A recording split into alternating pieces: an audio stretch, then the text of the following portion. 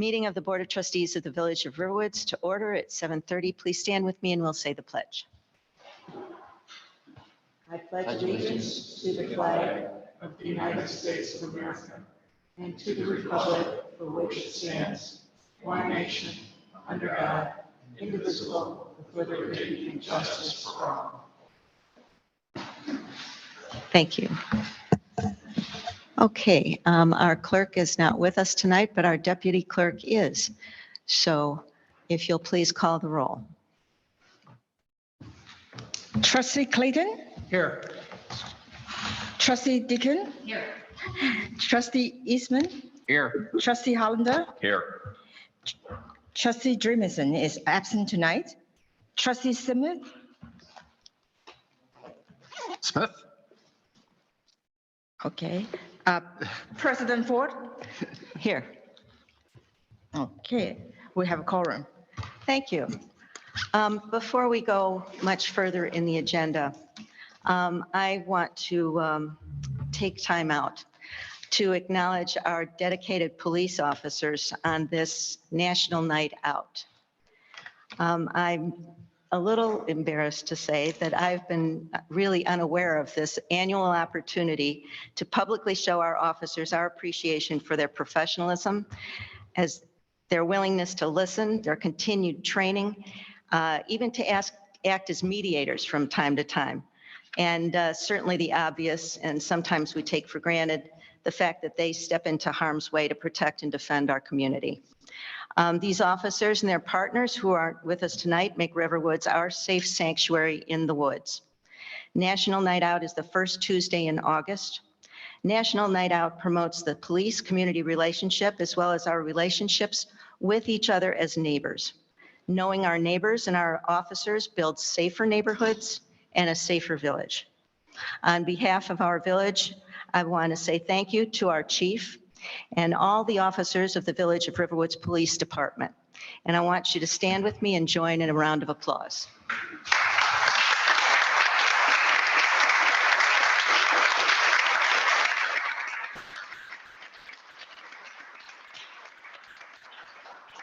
Well deserved, and I'm so glad that two of our finest are with us here tonight, Officer Jared and Officer Wendy. And I see them quite a lot, and they come to our community events and just all around make our life a lot better here in Riverwoods. So thank you very much, and please pass that along to your partners.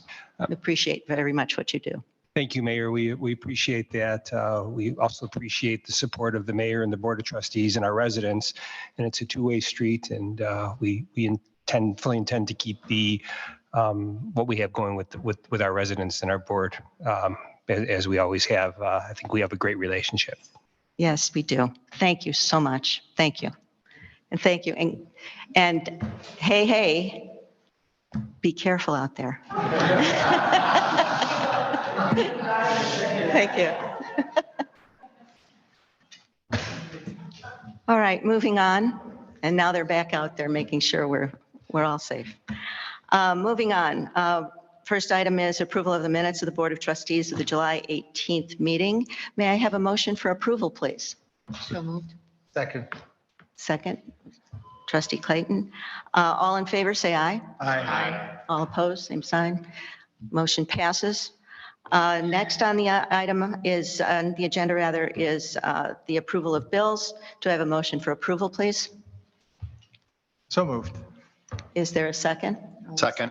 Oh, go ahead. Okay. Are there any questions, comments, suggestions? Trustee Clayton. On page 5 of 7 of the bills, there's a $8,660 bill from RGN and Sons Landscaping that said landscaping. Where are we landscaping?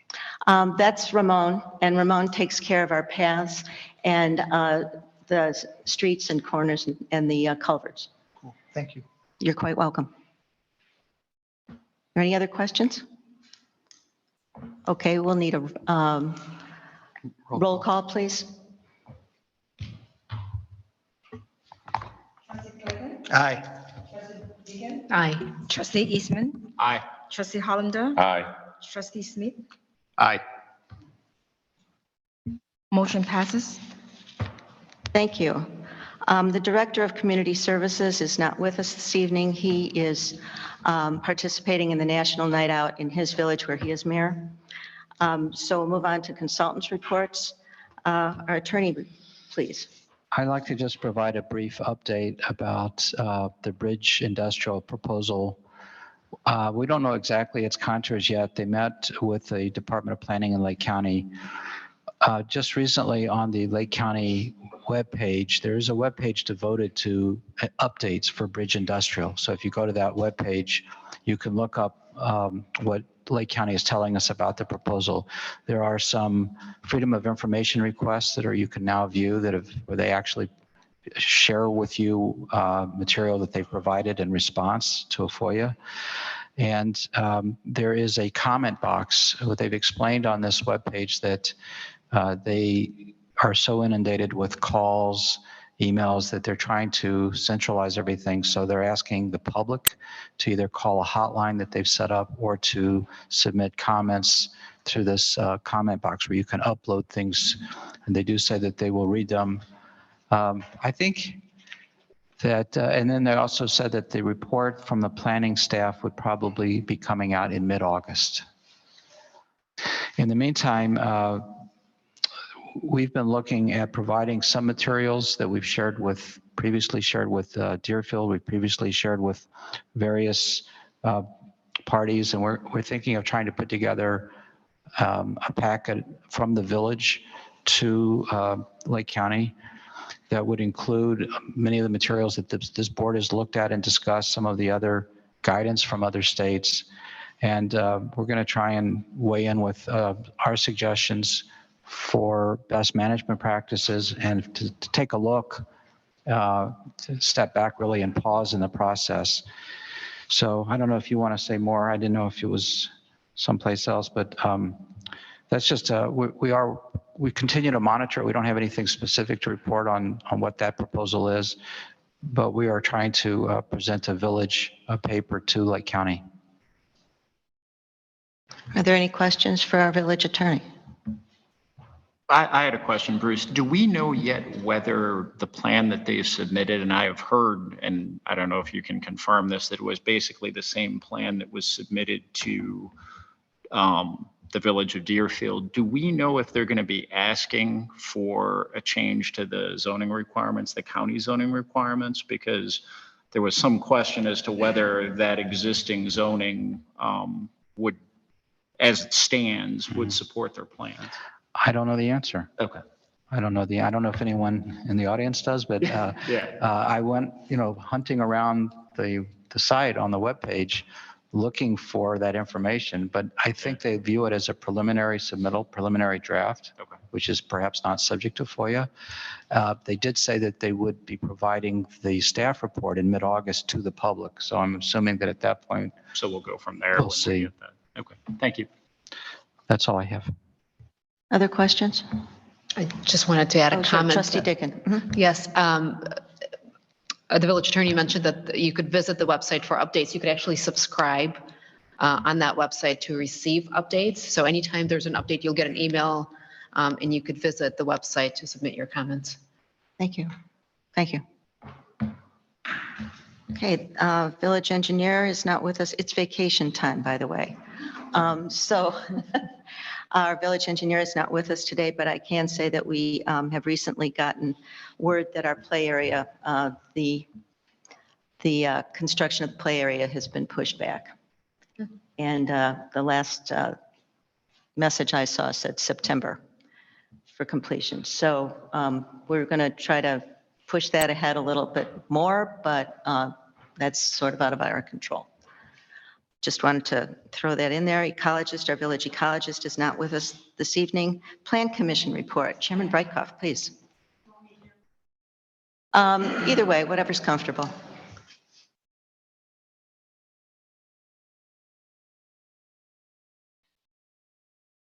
Good evening, everyone. The Plan Commission will be meeting on Thursday night, August the 3rd.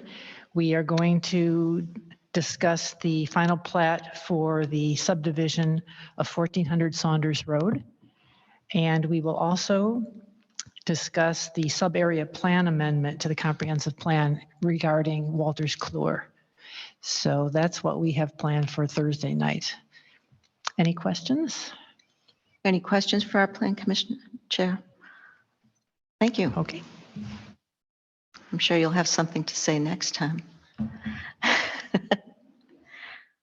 Zoning Board of Appeals and Village Historian, Chairman Graniger. She has a new job. She has a new job. She just found out tonight, so let's not scare her. And I worked all the way across the state. Thank you. We appreciate your work and your effort. Police report, Chief. Police activity, it's not technically in your board packet, but I did email it to everybody after the final agenda was sent out. Additionally, of note, we did have a car stolen from Ravinia Green over the weekend, and we're actively investigating that. That's all I have. Thank you, and thank you again. Thank you for all your work. Our fire chief is not with us this evening. Information items and comments from the president. Number one is our presentation from Brushwood Center on the symposium that you've recently had. So I'd like to introduce Danny Aboud, and please begin. Thank you.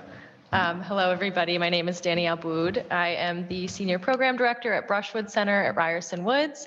If you're not familiar with us, we're directly down the street and around the corner. So we are a 501c3 that focuses on art, nature, and health. That's located within the Ryerson Conservation Area. And I'm super excited today to talk to you about one of our latest initiatives, the Health, Equity, and Nature Accelerator, and our recent report, which is in front of you, titled Health, Equity, and Nature, A Changing Climate in Lake County. Next slide. Might have to scroll on it, sorry. I think back one. There you go. So at Brushwood Center, our mission again centers around this nexus of nature, art, and health. And so we work collaboratively with community partners across Lake County and beyond, including artists, healthcare providers, scientists, family service providers to improve health equity and access to nature, as well as in Lake County, as well as the Chicago region. So we engage people with the outdoors through the arts, through environmental education, and community actions. And our programs focus broadly on everyone, but we have specific initiatives focusing on youth and families, military veterans and active duty service members, and those who are facing historic racial and economic injustice in our region. And we work with over 70 community partners right around on average every year through our various initiatives. We've also worked with over 9,000 people, connecting them to art and nature in the last year, including 1,500 students who've experienced Brushwood through field trips, as well as site visits at different partner locations, art classes, concerts, and educational programs. Over 350 veterans have participated in our veterans program, and we've hosted over 300 artists at our site. Brushwood Center, in addition to connecting people to nature, also hosts a gallery space. We curate between 5 and 6 exhibitions every year. There's also a card with your materials about the exhibition I'll speak a bit more on later that's currently up in the gallery. And this summer, as pictured here, we are distributing 1,200 backpacks filled with bilingual art and nature supplies to students throughout Lake County. This is our 4th year of doing this project and our largest backpack distribution so far. So you may not have heard of us, but it's kind of funny. Sometimes we have more people that know about us in like Waukegan and North Chicago than in Riverwoods, but that's okay too. We're getting there. You can go to the next slide.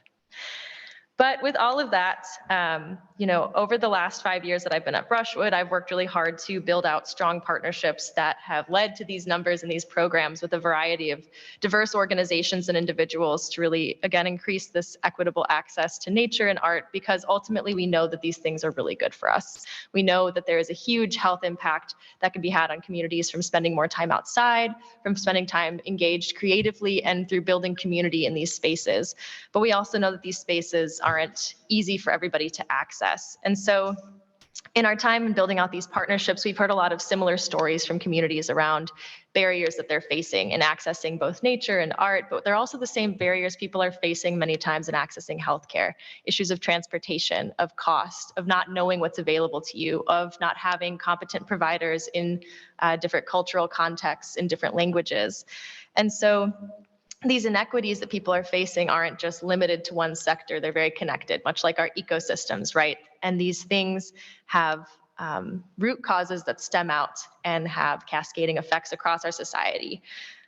Additionally, research shows that social and environmental factors contribute to risk of premature death twice as much as healthcare access. So whether or not you're having issues accessing healthcare, it doesn't really matter if you're being exposed to air pollution, which in Lake County we very often are, having one of the lower air quality ratings in the state. So you could have the best primary care team in the country, but if you're breathing in polluted air every day, which we've all seen recently with the wildfires, you could still be having higher risks of premature death from different complications related to that exposure.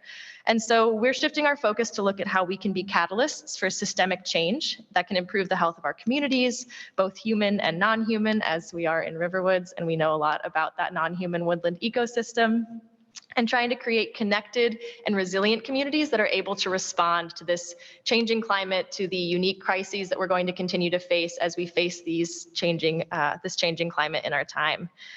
And so we view this this combination of health, equity, and nature as a form of climate resilience, as a form of risk mitigation, and a form of public health.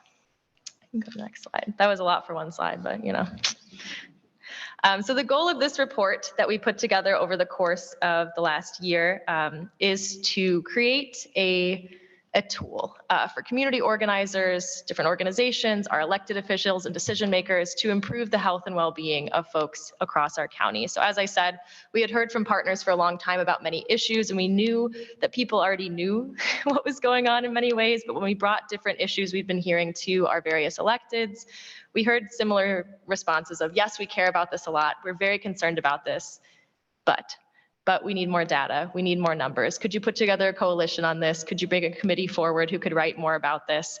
And so we said, okay, we're just gonna do that. So we put together a 92-page report that detailed these issues we were seeing from the space of data, statistics, and as well as community voice. And we found some pretty interesting things. But before I dive too deep into that, we can go to the next slide. I want to give a quick shout out. So our team that put this together over the last year included Natalia Ospina, who has over a decade of experience in public health, Shay Anthony, who is our spatial research fellow and our GIS map data whiz, Shreya Aragula, who is our community research fellow who did incredible interviews with community members and is currently pursuing a PhD in psychology at DePaul. And we had an incredible advisory board who met monthly to help advise this process, combining expertise from early childhood education, public health, psychology, environmental sustainability, ecology, the list goes on, which was really incredible and helped ultimately create a really well-rounded and well-produced report for us, as well as the artists that contributed to the book and our exhibition, and our editors and designer who is featured in the room, Jackie Borchu. Thanks, Jackie. Next slide. And this report was made possible by funding from the Walder Foundation, Gorder Family Foundation, the Morrison Family Foundation, and the Chicago Community Trust. So the report is structured over 92 pages and 10 chapters. There are 30 different maps and figures. It intermixes artwork along with these stats, as well as community experiences captured in stories through interviews that Shreya conducted. There's also an executive summary, which Mayor Ford emailed out to members of the board, which details the kind of key findings and takeaways in 2 pages rather than in 92 pages. So if you're interested in that, we're happy to share that as well. There's also a glossary and appendix showing all of the sources for our information. All of the data that we used in this report are largely coming from publicly available data sets, many of them through the LiveWell Lake County system, as well as through large EPA databases, combined with our own personal qualitative research that came into it as well. Next slide. Thanks. So this report is centered on thinking about the social drivers of health. You may have heard the term social determinants of health. We use the phrase drivers because we don't want to give away the idea that these things are fixed and unchangeable. While there are many social and infrastructural things that determine people's access to health and quality of life, those things can be changed as long as we choose to change them.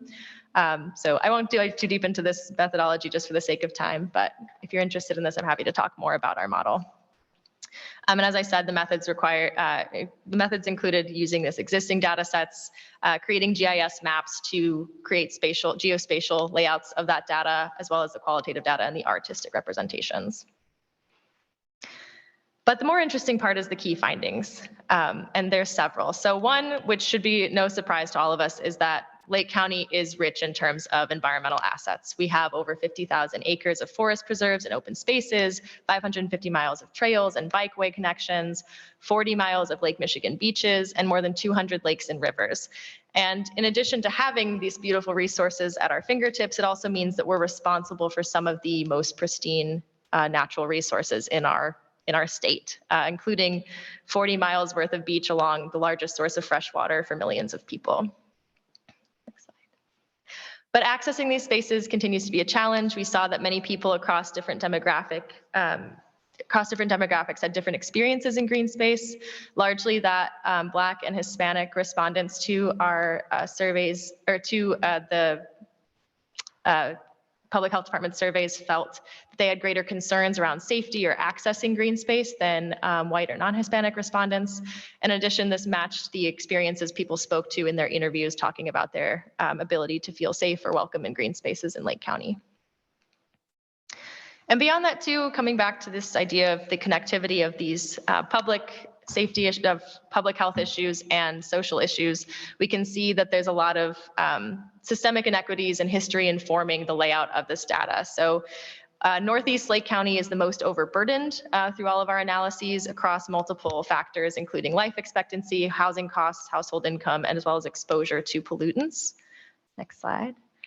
And we overlaid 38 data sets to show this in greater detail, which includes the demographic information, health and environmental quality data, climate and transportation, as well as access to green space. And again, you can see in that top right corner around the Waukegan, Zion, and North Chicago area, there is a greater burden being placed on communities there. And while in Riverwoods, we seem to be like in the pretty chill, cool, light blue zone, there are other issues that are impacting these communities because, again, beyond just access to health, there's also other factors that can have a greater impact on our public health than just what we think of as income or access in terms of financial assets. Next slide. And so looking more specifically here, it's important that we look at this data too in the context of our changing climate, like I mentioned earlier, but this is a map showing the prevalence of I think it's this one's heart disease. It's hard to see from here in the region. And you can see we're kind of in that bottom right corner there, we're in the darker orange to red areas. There is higher prevalence happening in the Riverwoods area. Next slide. And same with COPD, having a higher rates in this area. And we know, again, it's important to look at this data in the context of our current climate. Air pollution can contribute to higher rates of heart disease, COPD, and respiratory illness. We also just experienced a multi-year pandemic that was deadliest for people who were experiencing these pre-existing conditions. And we live in a county with a major highway that runs straight through the community here, as well as being downwind of 5 out of the state's 11 Superfund sites, some of the most toxic sites in the state that federally have been designated as site priority for cleanup, but not necessarily being allocated any federal funds to make that cleanup happen. So, we can think of that northeast corner as being the real focus of this report, which in a lot of ways it is. The goal of this report is to activate really strategic investment in areas in Lake County that require more support, but also it's about learning from past wrongs. There's that historic element of this data, and we can see in areas like Waukegan, Zion, and North Chicago where the legacy of industrial pollution can leave really devastating lasting effects on health for many years to come. Which in the case of these communities results in 1 out of 3 children being diagnosed with asthma, higher rates of heart disease and COPD, as well, and diabetes, as well as a 15-year difference in life expectancy between the communities of North Chicago and Lake Forest, which are only 5 miles apart. You can go to the next slide. Thank you. And these maps here show, again, some of that data that really just proves that while, again, the northeast corner is the focus of many of these maps, there's a lot to be learned in terms of how we choose to develop and create going forward. And so in the map on the left here, it shows proximity to traffic and traffic volume. So really the proximity to noise pollution as well as traffic pollution. And again, you can see these larger clusters, and I apologize for it being hard to see here. The darker colors and larger clusters are more prevalent here in the bottom right corner of the map in our zone. Again, that proximity to the highway is not in our favor. And on the right, you can see exposure to particulate matter. Particulate matter is what we are most concerned about when it comes to air pollution. So when you see the air quality index saying to stay inside, largely what you're going to experience if you go outside is a higher quality or a higher quantity of particulate matter, which can cause a lot of damage in your lungs, resulting in those different health concerns I mentioned earlier. And you can again see the darkest color concentrated down in the region here, and you can tell it really largely follows the route of the highway through the county. And as I said, we've seen wildfire smoke span the continent, impacting air quality for millions, and once again, making it more difficult for those experiencing pre-existing conditions, as well as increasing your risk of acquiring those pre-existing conditions. And so if the proximity to pollution, traffic, and particulate matter were not enough, we also know that our changing climate will only continue to further aggravate these conditions. And not only that, but rising temperatures can also contribute to other health risks. Obviously, heat-related illnesses, it can impact your sleep quality, increased allergens. I'm not sure if you've had a harder allergy year this year, but I certainly have. Food availability, as well as increased precipitation, which can cause risk of mosquito-borne illnesses, especially in areas like this, where we have a mix of the swampy areas where they like to spawn and the wooded areas where they like to run around and bite us. As well as tick-borne illnesses. Don't know about you, I've found a lot of ticks on myself after leading hikes so far this summer. Impacts to our water quality and impacts from flooding, which again, many of you may have experienced through some of those really sudden and intense downfalls we had sporadically throughout this summer. I think we hit the trifecta on that. Yeah. Mosquitoes, ticks, flooding. Yes, so if it seemed like part of this presentation wasn't super applicable, remember that again, these issues of air, water, and soil, things that are impacting our county and our community more broadly across the state, aren't static, they move. Air, water, and soil do not respect boundaries or borders or care about the various governing bodies of different regions. They move as the wind moves them, as time moves them, and they will gradually impact all of us. So what happens in one community is vitally important to the communities around it, and we have a vested interest in making sure that every community has the most information possible, which is part of this report as well, to help advocate for and lobby for the best and safest policies that can create a more sustainable and livable community for years to come. And so the recommendations for this report are also featured in that 2-page executive summary, if you don't want to read through our very beautiful and longer report. But to briefly summarize, you can go to the next slide. There's 6. The first is the importance of centering community voices and assets. So again, coming from the place of what we already have, look out the windows, the beautiful woodlands and prairies around us. Prioritizing communities overburdened by systemic inequities, advancing climate justice, especially clean air and water, knowing how crucial these are to our health and our longevity.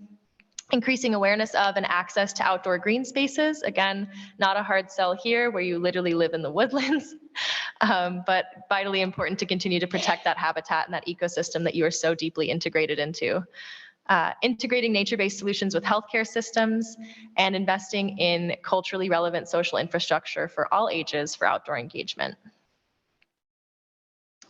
And for Brushwood Center, that looks like a couple of different things. The next slide, please. Thank you. One is the exhibition that we have accompanying this report. So we invited artists to create pieces inspired by the preliminary findings of our report before it was released. And we had 26 artists from around the region participate. So this exhibition shows interviews, maps, and artwork that really further highlights the story of this report. This intersection of health, equity, and nature, and how our resilient community is already working to create change. It also highlights some of the things that people are advocating for, the ways that people are already committing to changing things for the better, and the victories that are already being won. And it's on display at Brushwood Center through September 3rd, so you're welcome to come by and check us out. We're open 6 days a week, and you can visit our website for more information about that, or pull Jackie and I aside later. We also, every other Saturday until September 30th, are hosting what we call On the Grounds with Drippin' Culture, which is a cafe based out of Waukegan. Incredible coffee and an incredible team. This series is another way we're hoping to activate recommendations around the reports. We invite people to come out with us to take a hike, to come together and have coffee and really talk about the different findings of this report and how we can be pushing forward work. Our next session will be this Saturday, the 5th. We also have another one on the 19th, which we are trying to bring more elected officials to. So if you're interested in joining, we'd love to have you. I have handouts for all of you as well with the date for that, but that's every other Saturday until September 30th from 9 to 11 a.m. at Brushwood Center. And finally, our Health Equity and Nature Accelerator team is continuing to give presentations. We're distributing this report very widely, and we're also about to launch a pilot program with partners through the Highwood Library's Promentora or Public Health Worker program to work on how we can integrate nature-based mental health interventions into underserved communities that are having trouble accessing that kind of care, but looking at how we can more broadly train health practitioners in integrating nature-based care into both physical and mental health work. So if you have any interest in further presentations to different groups, we're happy to talk, to provide printed copies of the report. We have a Spanish version forthcoming that's being finalized in the next couple of weeks. But we're just continuing to push this work forward and help energize and empower others to use this information as best we can. Oh, we also have our 40th annual Smith Nature Symposium on Friday, September 29th. Save the date. Our guest is Baratunde Thurston, who's an amazing writer and the host of PBS's America Outdoors. He's also hilarious. So it should be a really great event. And that for real is my last slide. Discussion? Any questions? Yes, Trustee Eastman, please. I just add in that glancing through the report, I thought it was really effective to look at some of those GIS-based maps, and it conveys a lot of data in a very kind of punchy way and makes some interesting points. Thank you. Thanks for putting those in, and I know how hard those are because I use it in my regular business to pull it together, but it really is an effective way of bringing out some of the points that you're. Thank you so much. We were very lucky to find a research fellow who was a real genius in GIS, but I mean, yeah, it was quite a slog for her, I know, but we knew people taking this information better in different ways. That's why we have the combination of the maps, the personal stories, and the artwork to try and really give everybody an access. It's striking visually when you just page through it. Thank you, So I thank you. appreciate that. Trustee Hollander. Do you have the ability to comment on any specific map, or is that something we should address to the center itself? Oh, I could speak to some of these maps. On for sure. page 24, Yeah. you have a map showing the unemployment severity in the county, and it shows Riverwoods is having a 70 to 99% unemployment, which surprised me. I thought maybe, now I recognize that much of this data is almost a decade old, but that surprised me. I didn't know we had an 80 or 90% unemployment rate in Riverwoods. My guess would be the unemployment by choice in terms of retirement age. But I'm not positive if that's skewing the data or if it's something else. I'm sorry, you said it includes people who are retired? That would be my guess, just looking at this, because that would make the most sense. But Do I you can want a double deeper check. dive into that? Why is it so high? Yeah. I mean, when you answer a questionnaire, are you employed or not employed? Maybe it is the retirees or people.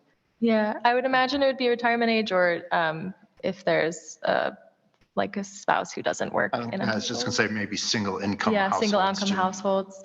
So it can be a mix of things. But I'd have to double check that specific data set. I know it was pulled straight from the census data between the last 5 years, or the last census survey. Yeah, I mean, our demographics, about, I think the most recent one I saw is a good half, okay, let's call it, 4 not 4/5, but probably about half are age 50 and over.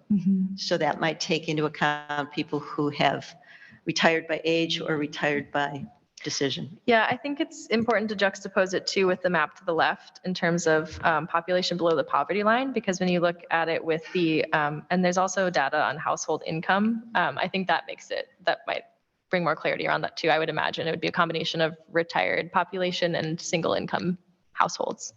It looks like actually trying to read the fine print, it looks like it's an index, so they try to index it relative to other tracks. It's not actually an unemployment rate, but it's how much does it vary relative to, What it says. yeah. Oh, okay, yes.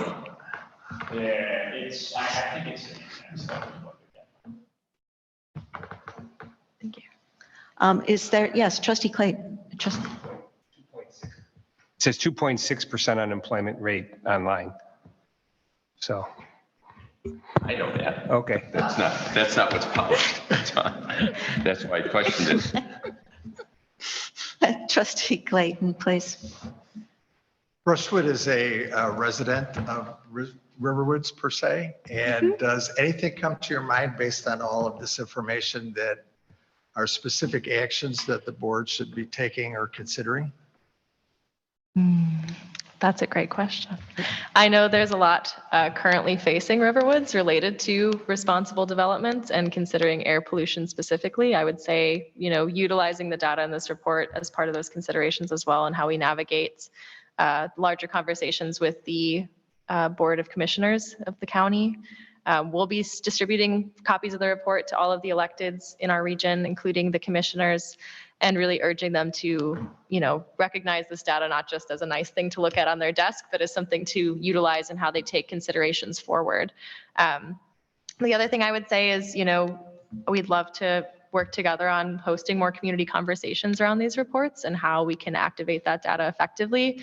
Brushwood Center's worked with the village in the past to be a bit of a convening space and to try and help provide some cultural and artistic space for expression and community engagement and recreation. So we'd be happy to explore what some further collaborations on that could look like as well. We've got leaders from our Riverwoods Preservation Council and our Riverwoods Residents Association. And there might be some thought that we could draw together and pull maybe a Saturday morning kind of symposium that might be of interest to residents broadly. So that might be a conversation that could be held for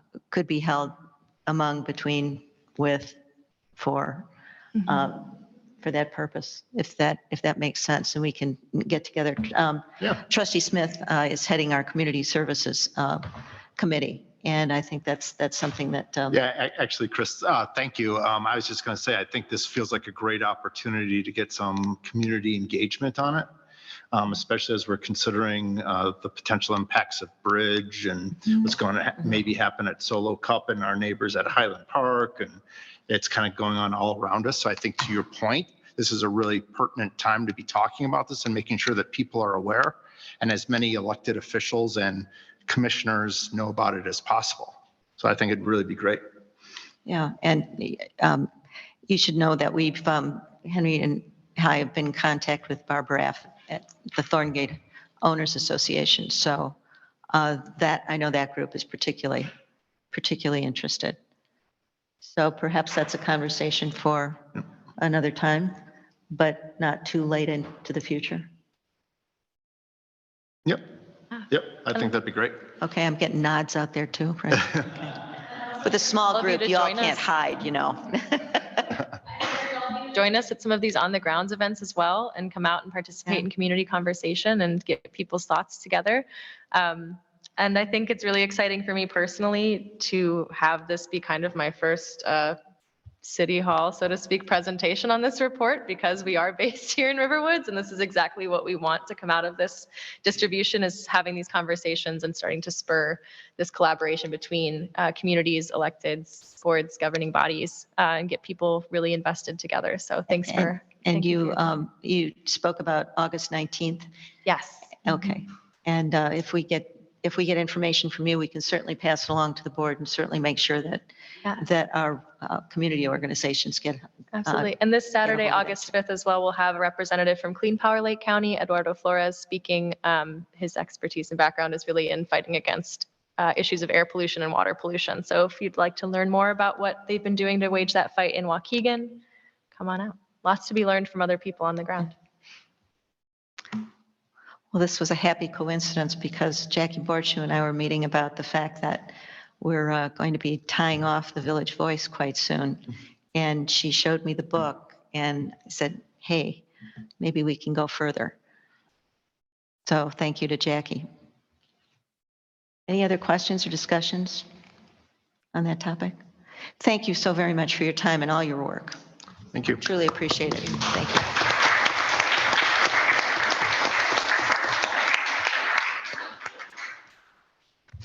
And now an update on utility billing operations. Doesn't it? Hard act to follow.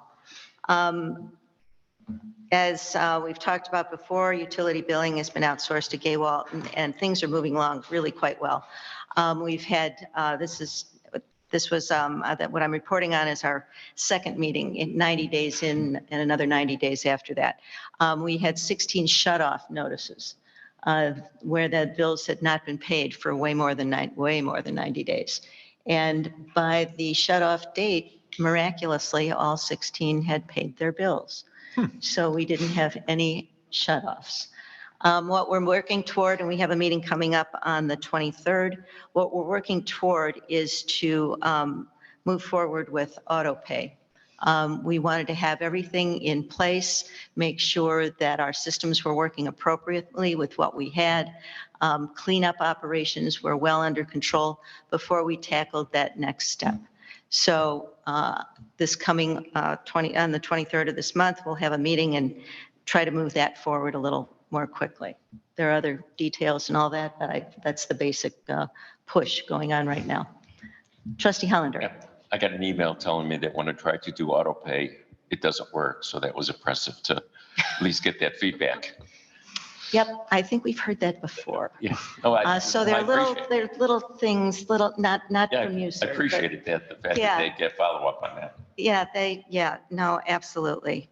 We also discovered that there are some properties that are listed as vacant that haven't been getting sewer bills, and they're not vacant. So we've got a little work to do yet, but slowly but surely getting it under control. And Gaywalt, again, is doing a great job with us for that.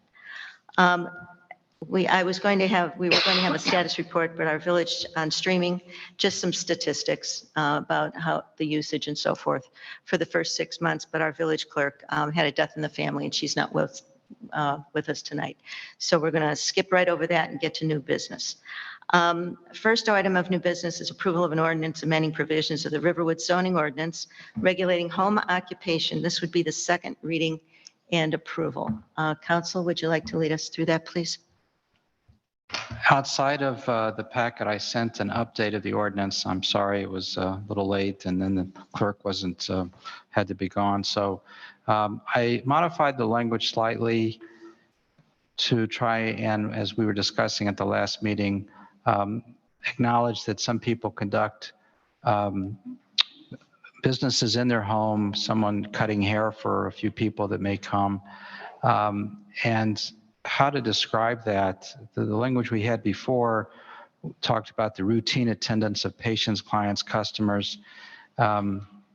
Anytime you put anything like routine or what is routine attendance, you probably start raising a certain number of questions. So we tried to simplify it. One of the things we did is revert to some language that is in the existing section that somehow we left out when we did this revision that says home occupation shall be conducted only by the primary residence of a household. I think that helps a great deal. And then we suggested home occupation shall not be conducted as businesses openly welcoming the public at the property. And in all cases, home occupation shall be conducted in a manner not to constitute a nuisance or hazard to neighboring persons or property. So this is our suggested way of dealing with home occupations that really don't intrude on neighbors, really don't involve, a public place of business, but may have occasional people there with the resident in some capacity. Any questions, comments, I want to discussion? thank you for making the accommodation. I appreciate it. Do I have a motion for second reading So and moved. approval? Second. Okay. Any further discussion? Questions, comments? Okay, roll call, please. Aye. Trustee Durkin, Aye. Trustee Eastman, Aye. Trustee Hollander, Aye. Trustee Smith. Aye. Motion passes. Ordinance number 23-08-10. Thank you. Welcome. Next item of business is approval of a proposal from Pinestone Lawn and Snow for landscape improvement for the play area in the amount of $19,700. As we have found, there are some trees in that area that needed to be removed, and in order to accommodate a shift in where the play area was, and we got a bid, we went out for bid, and only one of the three people we went out to responded to us. So- It's not that we're a bad person to work for. It's just that this time of Oh, year, it's a bad time of the year. it's really Yeah. hard to get It's a on bad time. someone's schedule for tree removal. Some of these trees aren't a number of them dead? Yes. Any questions? Trustee Clayton? I was actually kind of astonished by the number of trees, that 21 trees that need to be removed. We specifically chose that site to try to minimize the amount of trees that were going to have to be removed. And it was a little difficult from the map, in my opinion, to actually tell which ones they were and why they were being removed and so on. And seeing as how now they're not going to start the playground until September 15th, I would like to propose that we postpone the decision on this until such time as we have an opportunity to walk over there and really understand why 21 trees have to be taken down. Reasonable. I think, is there a motion to table then? Or do we just, We can just defer consideration. we'll just defer consideration? Is that the will of the board? Thank you. Okay, yes, we'll certainly defer that. Okay. All right, moving on. Oh, sorry. Maybe someone can tag them so at least we know what trees they're talking about, rather than having us try to look at the map and figure out the tree. Okay. Just tag them. Moving on to old business, just a short update from the Water Infrastructure Committee. It has not gone away. We were authorized to have the village engineer do a study and do some work on indicating whether or not the current water system could support a greater capacity, extending the infrastructure system to those areas that were not served by municipal water. And they determined that we would not face capacity issues, and it would not require the construction of an additional reservoir, which was a big plus. The big minus here is that the cost of construction has gone way up. When we were originally looking at this, extending the water system to those underserved areas, like 396 properties, the cost was somewhere down in the neighborhood of maybe $12 million, which is a lot of money. But without soft costs, consulting and so forth, it's $18 million. And when you add another 10, 15 to 20% soft costs, we're in the $20 to $24 million category. So the costs have skyrocketed, which is, something we need to consider. What the committee discussed also and noted that Lake Michigan water allocations are something to be considered in all of this, not just cost and can we do it, but water allocations. The water allocation is looked at every 3 to 5 years, I believe. And recently, I think you probably heard in the news that the Joliet area has been granted water, Lake Michigan water. So we want to make sure that the water is there for us. Right now, we are not using our full allocation, but in the future, If we don't use it, it's possible that other growing areas could take that up. So then extending water mains might not be an option. Now that's a dire look, but it's kind of, if you look at the best case, worst case scenario, we certainly don't want to be in a situation where people need water and we simply don't have the ability to deliver that. That's just one of the things we discussed. What we are working on is a scenario analysis that takes into account cost sharing and how much the village could support, how much the current water system actually needs in order to continue running, and the revenue stream that could be generated from the sale of water. So all of those factors we're trying to blend together into a scenario analysis and then take a look at, and we are again focusing on what we have termed the Duffy area, which is the northernmost group of homes that indicated the most favorable view toward getting water. But if we can't provide numbers to help them make a decision, that doesn't work. So we've got some work to do yet on the financial analysis. So that's where we stand right now. And our next meeting is not until, I think we're not going to be around to that till, I don't know, another month or so. And then what we would do is bring our findings, bring the scenario analysis and so forth to the board for approval. Questions? Trustee Hollander. I'm having troubles finding a scenario, even with cost sharing, where the village would spend $25 million to provide water to someone who might have access to it using the wells. I'm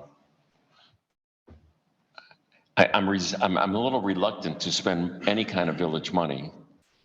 The time is something else. If someone wants to put the time in and meet for committees, that's fine. But I am a little reluctant to provide any more village money to something that I cannot at all imagine the village approving at that level of expense, even with cost sharing. And so I wait the report. Point well taken. Point well taken. That's an enormous number, and I don't know that we can tolerate that. And I would like maybe to suggest to the committee that if we cannot provide municipal water, that we might be able to find a way to provide some kind of assistance with deeper wells. That could be done at a much cheaper rate so that people would still have access to water. I don't think that's on your agenda, but at $25 million, I think we at least have to consider alternatives to municipal water. Point well taken. And Chris, excuse me, Trustee did you Smith, say, yes, did you say 400 homes about? 396 under. So that's, yeah, so unconnected that's property. 60,000 a home, Well, right, at 24 million. So, yeah, so I'm Yeah, agreeing with yeah, Henry, Oh. Trustee Hollander, that it's a tremendous sum of money. Yes, it is. And that's why, that's why I said there's the big negative. The big positive is this Right. works, but the big negative is, oh my God. You have to sell a lot of water Yeah, to make that costs- work. costs have skyrocketed. Yeah. I mean, costs have just Oh, yeah, skyrocketed. no, I get it. Just, yeah, it's a huge number. Yeah. So I think yeah, we need to revisit that and maybe. Absolutely. And maybe even though we did those studies and the surveys earlier about, would you be willing, to do, the homes to do this, maybe it's worth kind of resurveying it once we get a better sense of what that number is. Right.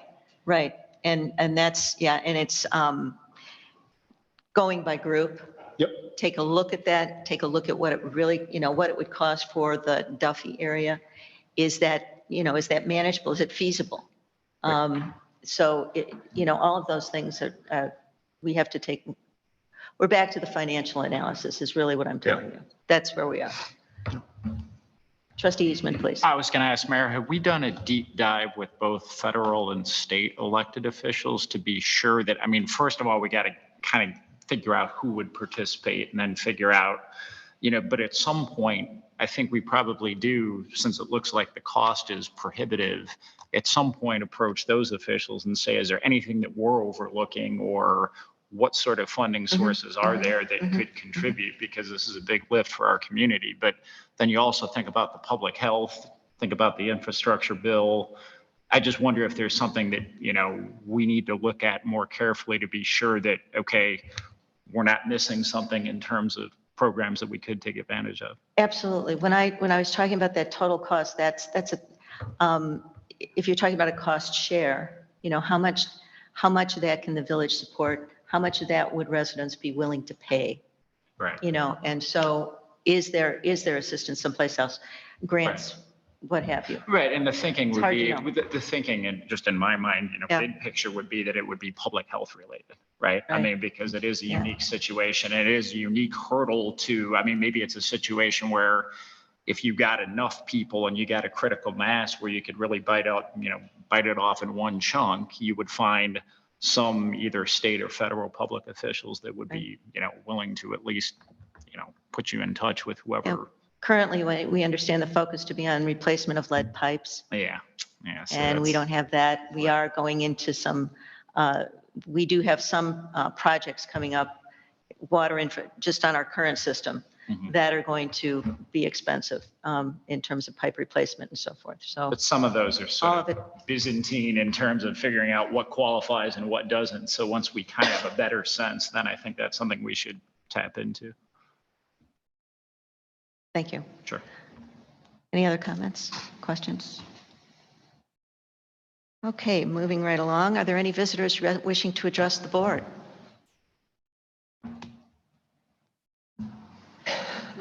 Good to see you.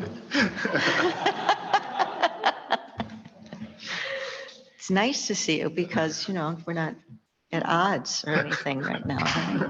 Disappointed. Okay, moving on to committee reports. Let's start with Finance and Economic Development. Trustee Clayton, please. A brief update on our search for a finance director. The Personnel and Comp Committee has completed interviews. Bill's firm has brought forth a couple of really strong candidates. We have selected our top choice, and I have to say I'm really excited if we can capture this person. He's currently an assistant finance director in a North Shore suburb, and we're now completing the process. There's a coffee tomorrow, and then assuming the candidate accepts, then he will be presented at the August 15th board meeting. We have, on a different subject, we have 6-month financials preliminary numbers.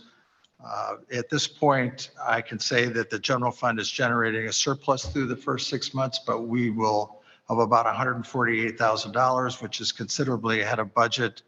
But we still have staff additions coming in the second half of the year. And our total cash remains at about, cash and investments remains at about 14.7 million.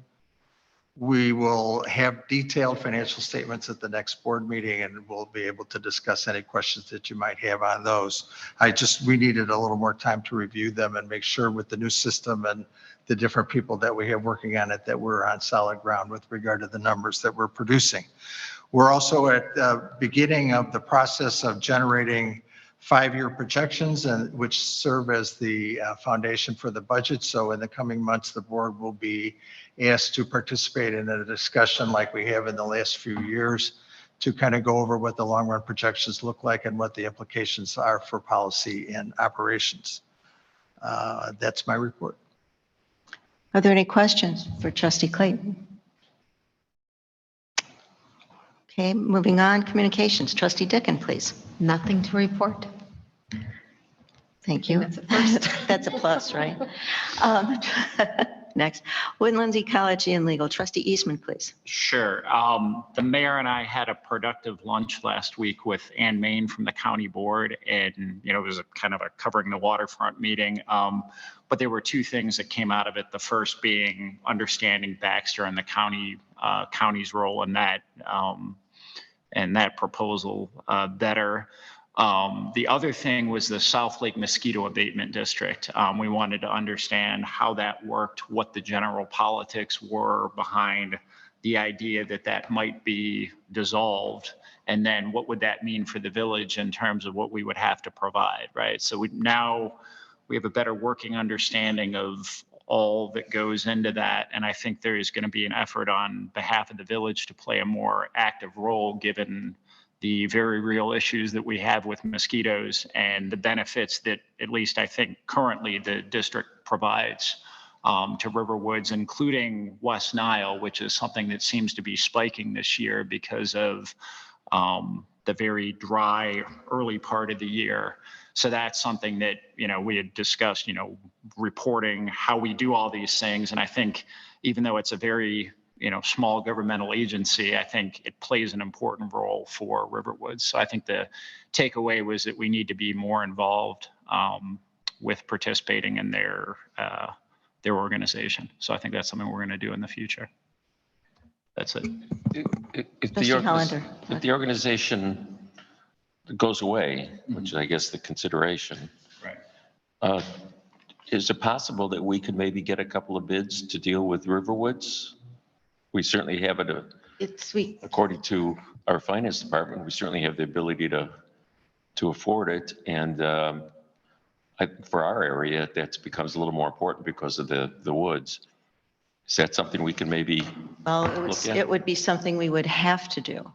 Right. The issue that we would have is that it's the coordination of the effort between our community. I mean, the South Lake Mosquito Abatement District is Riverwoods, Deerfield, Bannockburn, Highland Park, Highwood, and the unincorporated areas around us. And I mean, this is Disneyland for mosquitoes here, right? But there's a lot of preventative care that goes into it. Mosquitoes can be breeding over in the ravines in Highland Park, and they know no bounds. So it's a very difficult thing to do. One thing that was pointed out to us is budgeting for that kind of service is very difficult because you can't project and you can't budget for, is it going to be a good mosquito year or a bad mosquito year? Did the preventative stuff work? All the sprays are for adult mosquitoes. And so we could be spraying like mad and Deerfield might not do anything, and yet, we would still have the problem. It's also the coordination with the health department. We're getting, we get notices about West Nile virus from the health department. Those things go through that.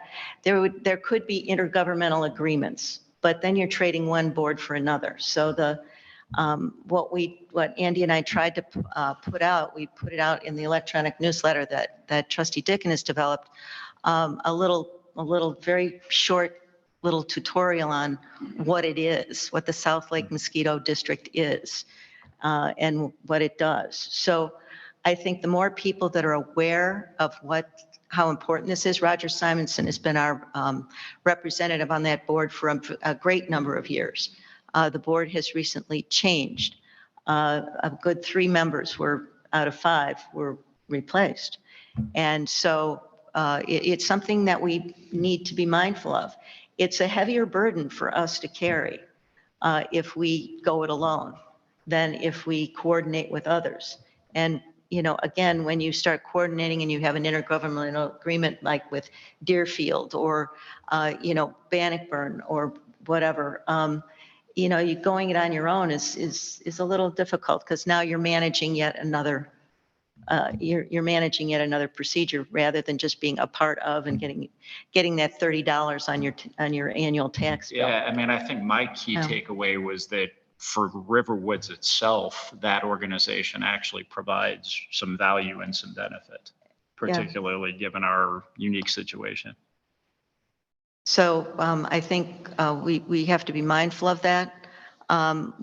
Like Trustee Eastman said, we're just going to try to stay on top of the state, stay informed.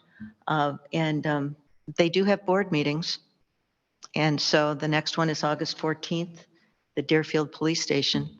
I think that's where it's at. It's 7:30, something like that. Anyway, we'll put that on the newsletter. Everybody needs to sign up for the newsletter now. That's got to be our, we got to sign up. So we'll try to keep on top of that and not be surprised, which no one wants to be surprised. You don't want to, we're trading $30 on our tax bill for something that's going to cost a lot more for the village to take on itself. So that's, and on that happy note, are there any other questions? Any comments? Okay, next, land use and roads. Trustee Hollander, please. Two small items. I've had a couple phone calls about people wanting us to put another walking path in on Deerfield Road west of Port Wine. I've suggested that that doesn't make any sense since we're having a full path in about 2 years. We aren't going to build a new one, although that Yeah. they can certainly walk up to Port Wine on a nice, smooth, recently renovated path and then turn around and go back. The other is that we had a couple of phone calls and requests because the county coming in and wanting to buy or make use of property right away for Deerfield Road. A couple of things. There's an excellent frequently asked questions section on the Deerfield Road corridor for Lake County. It's very well organized and very explanatory. We're also would maybe consider doing something here as a village for our own residents, looking into that and seeing if we can't help people through this process. And I found something that was also very interesting from someone who lives on the south side of Deerfield Road, west of Port Wine, which is where the bicycle and walking path is going to go, which is about 18 or 20 feet wide. I don't know the exact number offhand. And they aren't taking any property on the south side. So I'm not sure where this is being built. But that surprised me, that that property. The corner of like Thorn Meadow and Yeah. So Deerfield To do with Road. The fact that the paved The- road is It's not gonna- centered on the center line. No. It moves a little bit, so they might have enough room within the right of way. to the north, I understand, but it just, Thought she was going to lose her that was fence. surprising. I Yeah. do know that they are coming out in about 2 weeks with a revised plan, so we'll be able to see where the road is going to go.